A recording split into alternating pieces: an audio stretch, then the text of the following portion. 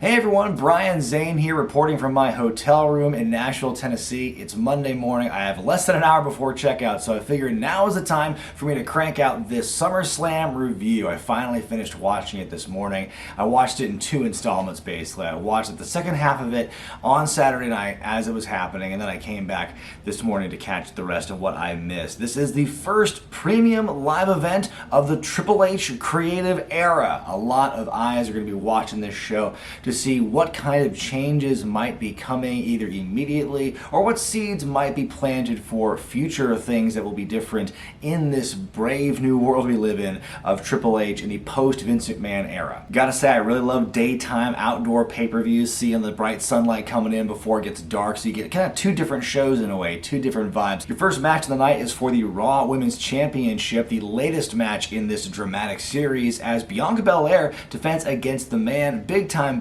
Becky Lynch. Bianca starting out strong at the beginning. She suplexes Lynch stomach first on the barricade, but Lynch immediately pulls on the arm and continues to work that over for the match. Great spot here where Becky gets caught for a powerbomb. The fighting goes to the outside. Bianca suplexing Becky on the floor. Belair catching a cross body and just rolls through it, but her arm hurts too much to capitalize. Lynch hits the diamond dust out of the corner. Bianca catching another Hurricane Rana into the alley-oop, doing the Big Show proud. There's a KOD on the dang floor. Becky ends up coming back with a manhandle slam, folding her up. There's a kick out. Becky going for a super manhandle slam, but Bianca hits a Spanish fly instead. Another KOD. Bianca wins and retains. I give this one 4 stars out of 5. What mileage these two have gotten in their storyline. You know, something that I had a lot of doubts early on in the first going of their feud. The way things have turned around this year in particular between WrestleMania and this weekend at SummerSlam, I think these two have had great chemistry here. Very similar in match quality.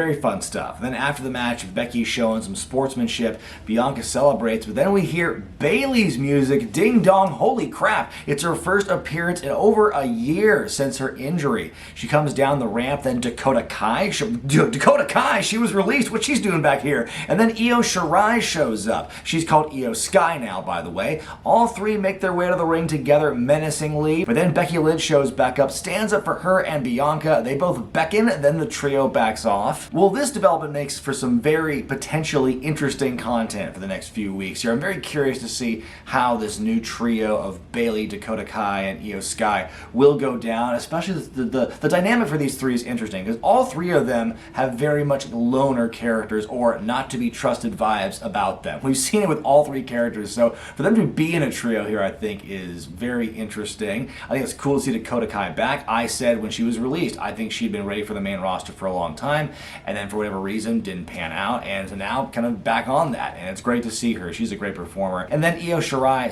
/ Io Sky, I think she'll do great on the main roster too. I'm just really happy to see Bayley return. I know a lot of people have been wanting it for a long time. She was deprived of the ability to kind of come back to a live crowd. She got hurt just before the Thunderdome era ended. So yeah, great to see Bayley back. It's been too long. Up next, the Celebrity Grudge match as The Miz takes on Logan Paul. The Miz coming out with his entourage of his wife Maurice and his new running buddy Ciampa. What a turnaround for Ciampa's character, by the way, from what he was at NXT to how he is now on the main roster. I actually watched the little backstage promo he did, like defending The Miz last week. It was like an online exclusive. I thought like he put Miz over in a way that made a lot of sense, I think, for Ciampa's character. So it didn't feel like a betrayal of everything he's done. I think it's, though, too bad that Logan is pegged here as a babyface because he is still very clearly acting like a heel. Byron Saxton said, "We'll see the best of Logan Paul tonight," just as Logan slips on the second turnbuckle. The Miz starts off with a disrespect, but Logan comes back with a fireman's carry, throwing it back. Paul with the moonsault off the apron to the outside. Miz gets the advantage, starts taking over. Ciampa gets a shot in. Logan dodging the corner attack, coming back with a blockbuster, and goes on a big run. The crowd at this point is just not feeling Logan here. You know, the pops don't seem that plentiful for him. Then again, it might be because it's the big outdoor arena, and historically, those don't have the best acoustics. Logan with a chop block and a figure 4. Somehow Flair's the next night looked better. Hard to tell how much of the crowd is yelling woo or boo here. The big run continues. Ciampa's about to strike again, but he gets ejected. He responds by sitting down, but then AJ Styles' music plays and he flies in with an attack on Ciampa. They fight their way out of the picture. Logan with a phenomenal forearm. Fighting on the announce table, Logan with evil intentions and hits a massive frog splash from the top top turnbuckle through the announce table. Now that was pretty. The pinfall, but Maurice has the distraction. We almost get accidental contact with Miz and Maurice, but then Logan hitting the skull-crushing finale on Miz himself to win. I give this one 3.5 stars out of 5. This was another Logan Paul spectacle. We were all kind of impressed with what he did at WrestleMania, and we saw a lot more of the same here. In fact, we saw a little bit more. Like I said, that big splash he did to the outside of the table, that was amazing, and probably one of the best dives of that type I've seen. I think this is one of the smoothest celebrity matches I've seen in a long time. Logan Paul has definitely taken to it, definitely found his second calling here, and yeah, I mean, I'm definitely curious with the Logan Paul era now. He's 2 matches in, and he's impressed me both times. The Maximum Male Models advertise Pure Life bottled water in a commercial that's pretty friggin' awesome. By the way, I haven't had the chance to talk about this gimmick since it debuted on Smackdown a few weeks ago, but let me just say for the record, I loves it. We get a reminder of tonight's main event. Is this next match foreshadowing? It's for the US Championship, as once again, Bobby Lashley takes on Austin Theory. Great entrance for Lashley here with the arena and the pyro and everything. He's decked repeatedly with Theory's Money in the Bank briefcase before the bell. The match begins and Lashley makes his way back into it, slamming Theory a bit. Theory wants to leave, but Lashley won't let him. The two trade punches, we get the yay boos. Lashley goes for a spear, but Theory dodges. He connects to the ring post.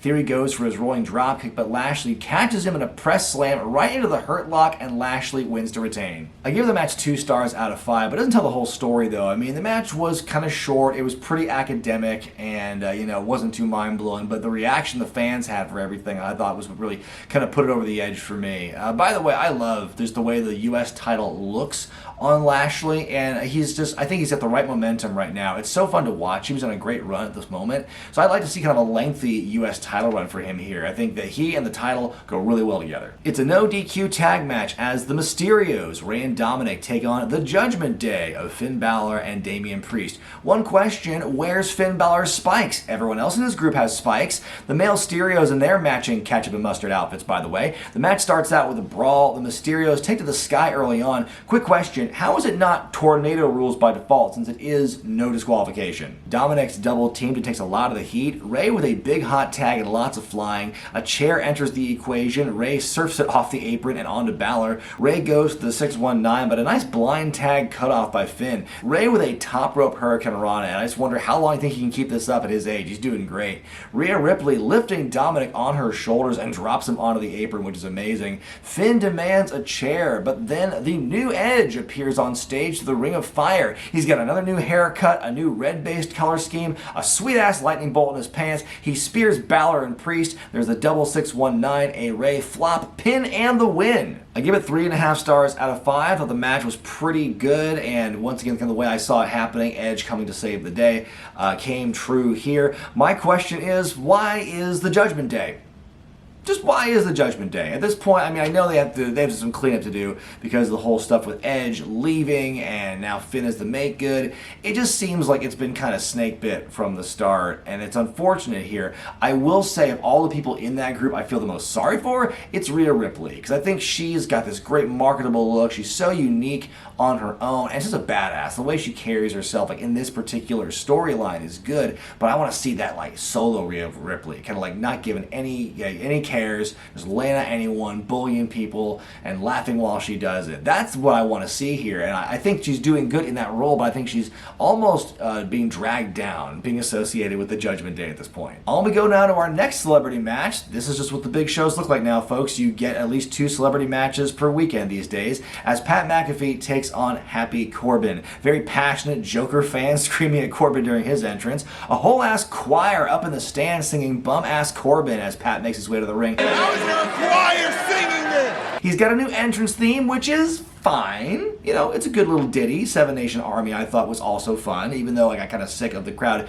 chanting it the entire rest of the night as we left the arena in Dallas this year. But yeah, this new one, it'll work. A house divided at the commentary table. Michael Cole's rooting for Pat McAfee, Corey Graves for Happy Corbin. Pat with a super kick out the gate and a Hurricane Rana. Corey with a great line here to Cole saying, I liked it better when you weren't allowed to have an opinion. And Cole goes, that's changed. A lot has changed. Like, ooh man. I will say this. Michael Cole kicked ass when he took over for commentary on this show. This is one of the best performances I think he's had in a long time in his storied career. And boy, what was the big difference? Maybe not having Vince yelling in his ear the whole time made a difference. McAfee with the backflip off the top, but he gets drop kicked and Corbin takes over. He does the boss man slide, but Pat intercepts him. Pat's laid out on the announce table and Cole's just standing over him. Come on, Pat.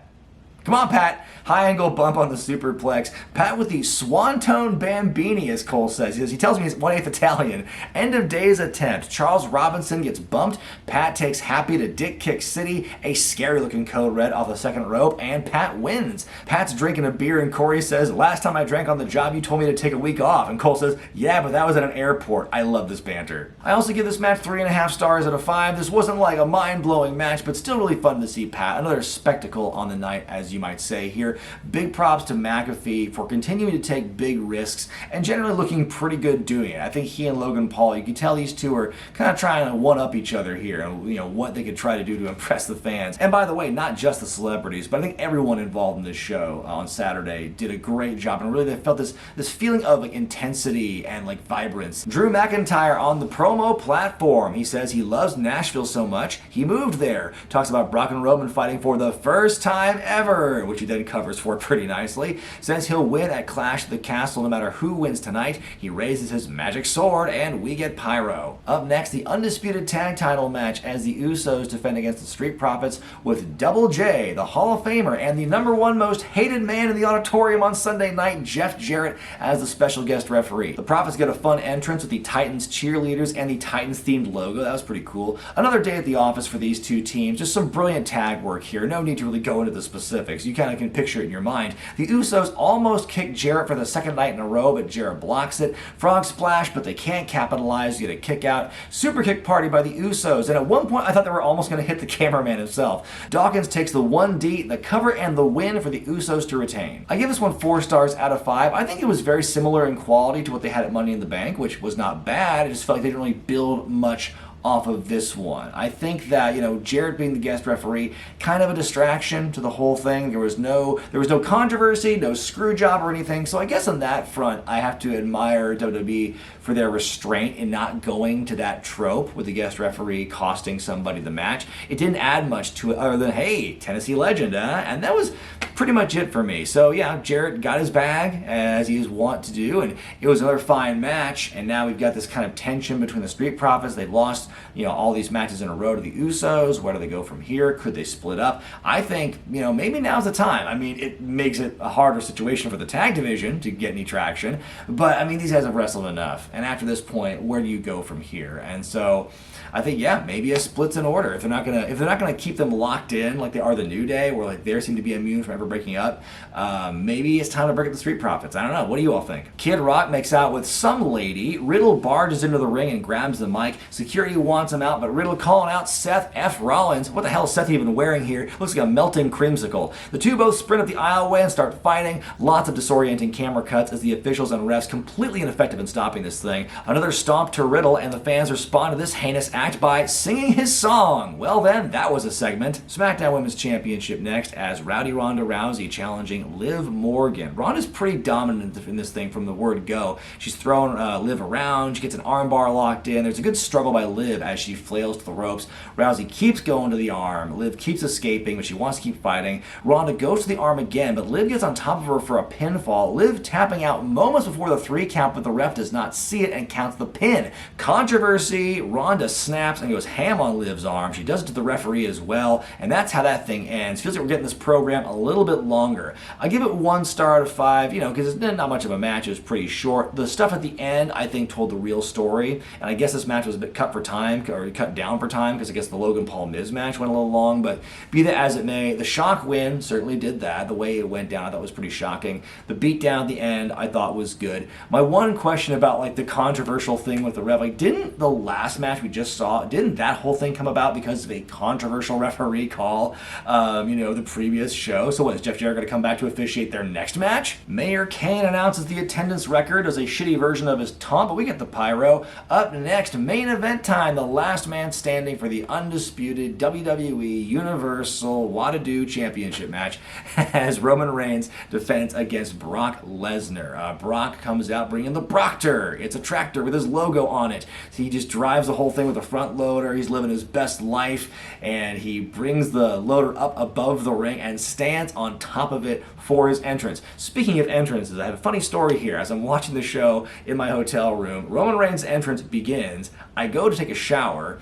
I take my shower, a normal length shower, I come back out, and by the time I'm done cleaning and drying off, he's still doing his entrance. So I wasted no time. I was very efficient. Brock introduces himself. He tosses the mic to Roman, who catches it with the greatest of ease. Brock flying off the loader and flattening Reigns to start things off. They're fighting on the outside. Roman's thrown into the cameraman. I hope Stu's okay. Man, they're naming refs and cameramen tonight. Brock setting the table up. Roman putting him through it. Then through another one. 2 punches, a spear. Brock gets up from that. Brock starts moving the tractor around, throwing Roman into the front loader. He lifts him up in it, gently dumping him into the ring. Roman takes an F5 and barely gets up before the 10. The two trade guillotines. Roman is still able to get up, so Brock gets back in the tractor and lifts up the ring. My God, I've never seen anything like this in my wrestling. What an absolute, just completely bonkers moment this was. I mean, like, really, we've seen the ring get destroyed. We've seen, like, the collapse of the superplex. We've seen people going through holes in it. We've seen people tear it apart. Never actually seen the ring physically lifted up off the ground before. That was very cool. The Usos show up and Lesnar disposes of them both. Paul Heyman gets in Lesnar's face and he takes a fucking F5. Amazing for a manager who has famously avoided doing anything physical. I've done everything for you. Enough. Oh my God. Then Roman spears Lesnar. Both guys go down, and then Theory's music plays. He makes his way to the ring as if things couldn't get chaotic enough. He decks Roman with the briefcase, then he gets F5, then he gets super kicked. Brock just keeps getting up over and over again from all these odds. He gets super kicked, he gets hit with a spear, gets hit with the briefcase, gets hit with the belt. Cole is screaming at the referee to count faster to get this match over with. But I love how he is putting Brock over so well as this inhuman monster, able to keep getting up from so much that Roman is throwing at him. Like I said, this has to be Cole's one of his best performances all night. Roman with one more shot with the belt, then he and the Usos bury Lesnar with stuff to finally win. Roman retains the championship in an absolute bonkers match to close out the show. I give this one 4 stars out of 5. This has to be my favorite match in their series. Certainly the most entertaining, the most chaotic, the most wild, and the most fun I had watching a match of these two. I mean, I said in my predictions video how much I hate when these two wrestle each other because it's almost never good except for 1 or 2 kind of moments of brilliance. But this thing was just chock full of those moments. This is way better than their match at WrestleMania, for instance. I mean, way to go out with a bang for this show, for this series. Brock doesn't need that belt. And, it was just, it was a great performance. Just so much fun to watch. Like I said, the ring getting upended like that, I wonder, is this symbolic, King? Is this some symbolic upending and destruction of the old guard as we make our way into a new era? Time will tell, but man, what a way to close that show out. My grade for this year's SummerSlam is a B+. I thought it was a really strong showing, and like I said, you could tell from watching every match here, everyone had something to prove. There was this feeling of intensity and just urgency by everyone to put on this amazing performance, right on down to the commentary team. And I think it really came through in everyone's performances here. There were a couple of matches I thought were just kind of short, or like, whatever, but like they didn't take away from my enjoyment of the show. You had a lot of like big tentpole matches that I think really helped elevate this thing. So this is truly the opening salvo of the Triple H era in creative in WWE. Then I think that this was a pretty good first shot. Time will tell what the long-term ramifications of what we saw on Saturday will hold for us, but I think that this was a pretty darn good show. Had me feeling really good about the rest of the weekend and just feeling good about where things could go from here, because there are a lot of things that we saw on Saturday, a lot of choices made that I think were the right calls, and I think the crowd was hot for it, and so hopefully that can lead to better things going forward. But what did you think of SummerSlam, folks? Let me hear it in the comment section below. Thank you for watching this as I report to you from Nashville, Tennessee, where it all went down. Hope you enjoyed SummerSlam. Hope you enjoyed Ric Flair's last match. Hope you enjoyed one of the many shows they had at StarCast, those live panels, including my interview with Saraya. That replay is available on Fight TV. We had a really great conversation, so if you haven't checked that out, I recommend you do that. But until then, folks, I'm Brian Zane, and I'll see you next time.